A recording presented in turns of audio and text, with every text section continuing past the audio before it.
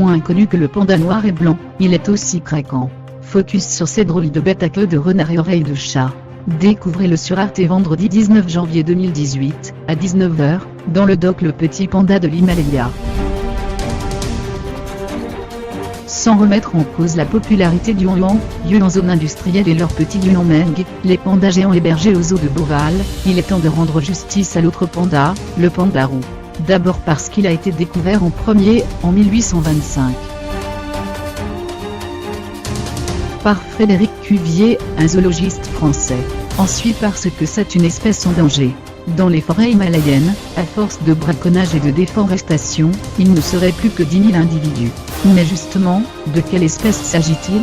Contrairement à ce que son nom indique, il n'a rien en commun avec l'autre panda, si ce n'est son alimentation majoritairement composée de bambou. On attribue sa dénomination à une dérivation de ponia, mangeur de bambou en népalais. Mais avec sa queue de renard, ses oreilles de chat et surtout ses joues blanches, il fait plutôt penser à un raton laveur,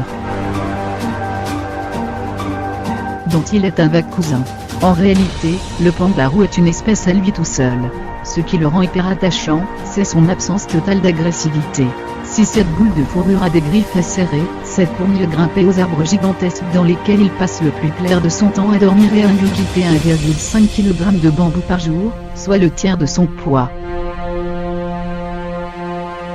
À l'occasion, il chaparde un œuf et parfois croque un oisillon, à condition qu'il soit facile d'accès.